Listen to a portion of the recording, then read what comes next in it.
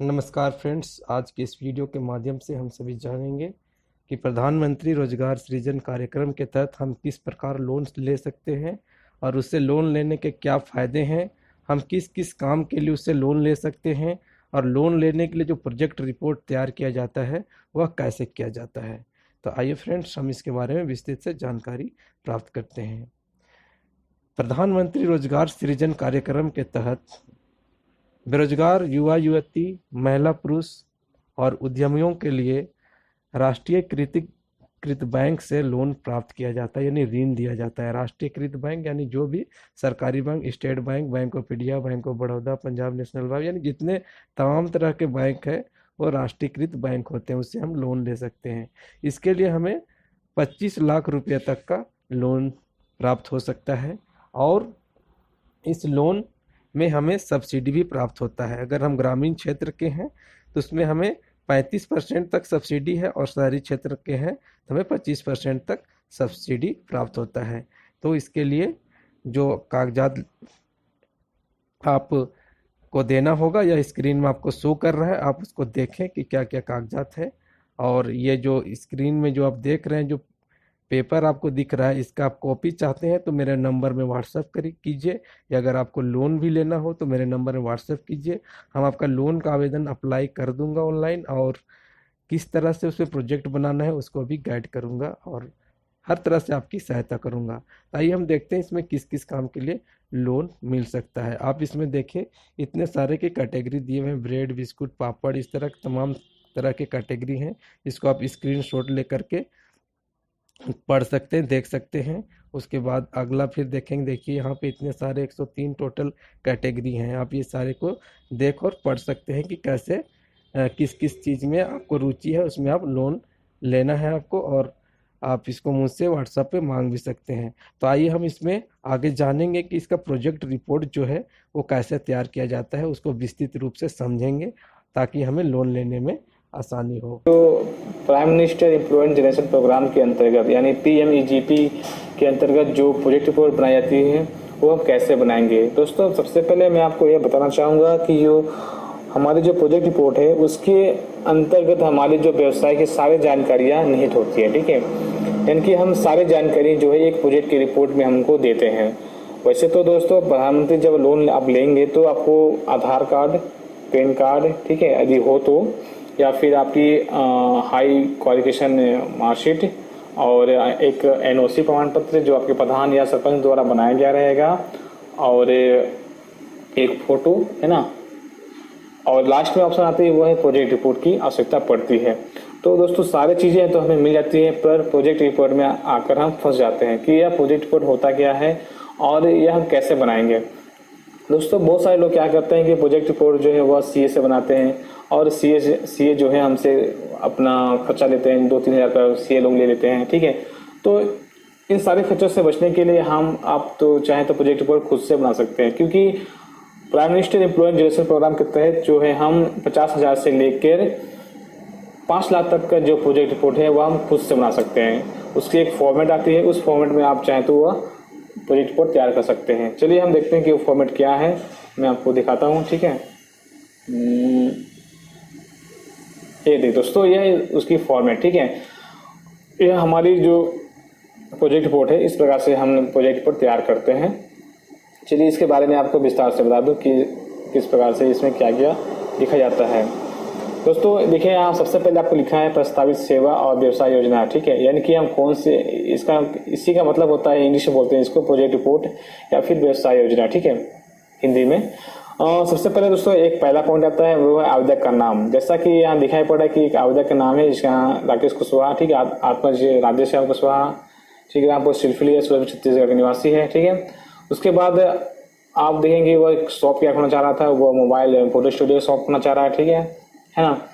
Then तीसरा option आता है वो प्रस्तावित इकाई हेतु स्थल की उपलब्धता एवं स्वयं किराए पर। मतलब कि जब आप जहाँ व्यवसाय स्थापित करना चाहते हैं, जहाँ खोलना चाह रहे हैं, वह स्वयं की हो किराए पर। यदि आपकी स्वयं की हो तो स्वयं पर टिक मार दें, और यदि किराए पर हो तो किराए पर टिक मार दें। और यदि किराए पर है तो आपको उसकी जो मासिक किराया कितना देना पड़ता है उसका विवरण यहाँ आपको देना पड़ेगा। 1,000, 2,000 जितना भी आपको किराया लगता है वो आपको यहाँ देना पड़ेगा। ठीक है, नेक्स्ट जो ऑप्शन आती है दोस्तों वो है प्रस्तावित इकाई हेतु स्थित फर्नीचर साज सज्जा विद्युतीकरण या आदि का विवरण। मतलब दोस्तों आप जो भी व्यवसाय खोलना चाह रहे हैं तो हमें जब भी कोई नया दुकान खोलते हैं तो हमें काउंटर रेक विद्युत साज सज्जा की तो हमें आवश्यकता पड़ती है। जैसे यहाँ दिखाया गया है कि फर्स्ट में काउंटर, ठीक है, काउंटर की मात्रा हमें एक चाहिए तो हम उसकी दर रखें 22,000 रुपये।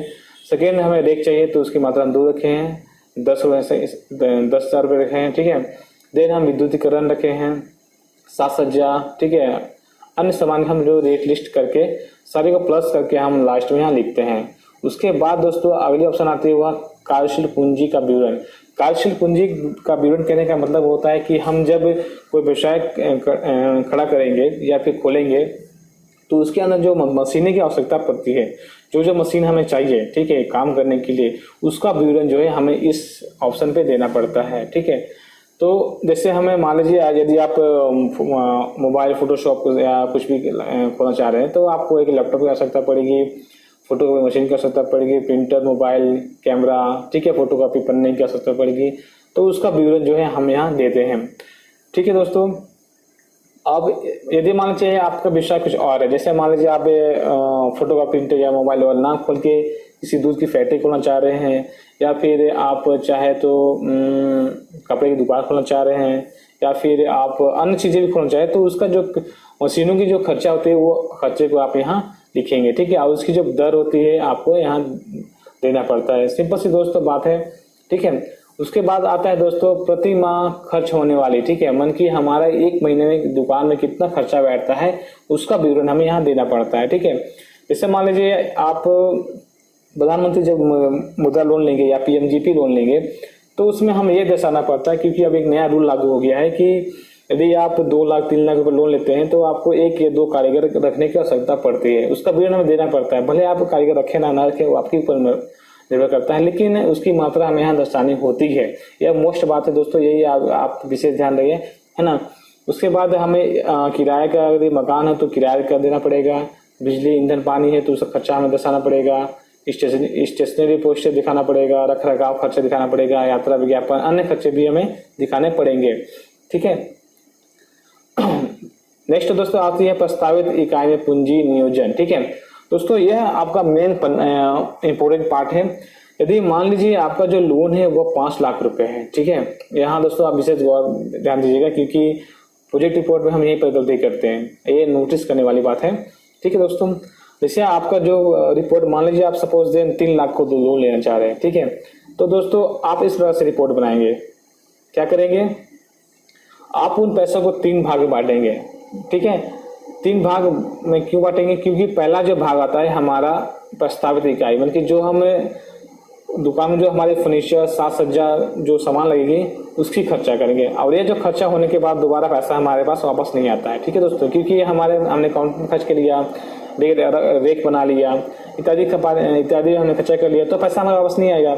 इसलिए बोलते हैं कि यह जो पैसा है हमें थोड़ा सा कम खर्चा करना चाहिए, ठीक है। तो इसकी जो मात्रा जो है दोस्तों आप थोड़ा सा कम रखें।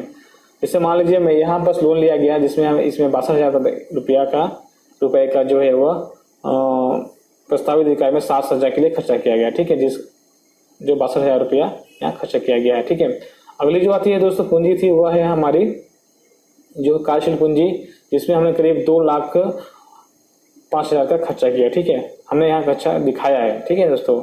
और लास्ट हमने दिखाता है कि हमारे महीने में इतना खर्चा होती है, तो इन तीनों खर्चा के मिला के आपको यहाँ पास 3 लाख रुपये होना चाहिए, या आप 1 लाख का भी लोन लेना चाहे तो आपको ऐसा आप बनाए हुए रिपोर्ट तैयार करें कि तीनों का जो योग है वह यहाँ पास 1 लाख रुपया हमें शो हो, ठीक है। नेक्स्ट आती है दोस्तों प्रस्तावित इकाई में आमदनी एवं बिक्री। मतलब दोस्तों यहाँ कहने का तात्पर्य यह है कि हम जो व्यवसाय खड़ा करना चाह रहे हैं उसमें हमारी जो मासिक जो होती है वो आमदनी कितनी होगी या बिक्री कितनी होगी, ठीक है, सॉरी बिक्री या आमदनी जो भी समझ लीजिए, हमारी बिक्री कितनी होगी। जैसे यहाँ शो कर रहा है, यहाँ मन की इस प्रोजेक्ट में बनाया गया कि 70,000 का इनकी जो है आमदनी होगी, ठीक है दोस्तों। आप यहाँ कुछ भी लिख सकते हैं, कुछ भी मतलब ऐसा ही लिखें कि ताकि अगले जो बैंक को लगे कि हाँ इनकी आमदनी इतनी हो सकती है, इनकी बिक्री होगी, ठीक है। और नेक्स्ट है आती है 9 नंबर, वह है मासिक आमदनी, ठीक है, या फिर बिक्री में लाभ प्रतिशत। या दोस्तों यानी कि आप मान लीजिए आपका अगर 8वें नंबर यानी कि जो आप महीने का जो आमदनी है वो 70,000 रुपये है, ठीक है, तो उसमें आपको फायदा कितना होगा। तो मान लीजिए इस बंदे का जो फायदा यहाँ शो कर रहा है वो है 60,000, उनके 60,000 रुपये हमारे महीने में कमाएंगे, ठीक है। और उसके बाद आ रहा है प्रति लाभ, मतलब कि आपका लाभ कितना होगा। लाभ कैसे होगा, 9 और 6 में से घटाइए, मतलब 9 6 से कहने का मतलब ये हो रहा है कि 6वां नंबर देखिए, तो ये हमारा 6वां नंबर, सॉरी यहाँ 5 दिखा रहा है पर 6 नंबर है, ठीक है।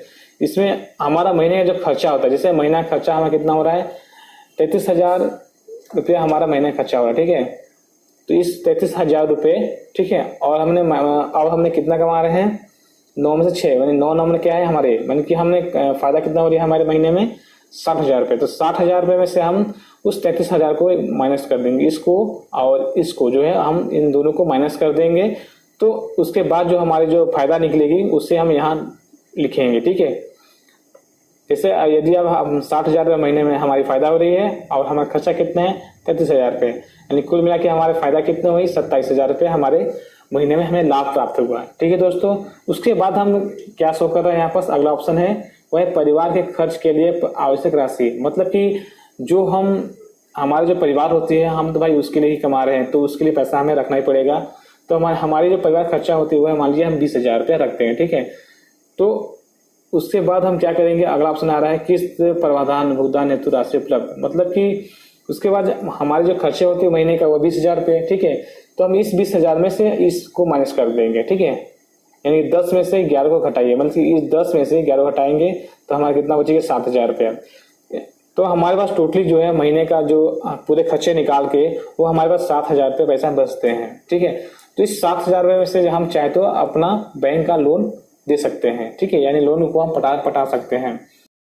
फ्रेंड्स, इस वीडियो के द्वारा मैंने पूरा प्रयास किया है कि आप सबों को पीएमजीपी का प्रोजेक्ट रिपोर्ट कैसे तैयार किया जाता है उसके बारे में समझाने का, और मैं आशा करता हूं कि आप लोगों को पूरी तरह से समझ भी आया होगा। अगर आप में से किसी को भी लोन लेना हो या तो प्रोजेक्ट रिपोर्ट बनाना हो तो अवश्य मुझे कॉल करें या व्हाट्सएप करें, जो आपको दिया हुआ रहेगा स्क्रीन पर या कमेंट बॉक्स के ऊपर दिया हुआ रहेगा। आप वहां से मेरा नंबर लेकर के हमें व्हाट्सएप पर कॉल कर सकते हैं, और हमारे चैनल को आप लाइक और सब्सक्राइब जरूर कीजिएगा, इससे ये वीडियो है अधिक से अधिक लोगों तक पहुंच सकेगा। धन्यवाद फ्रेंड्स।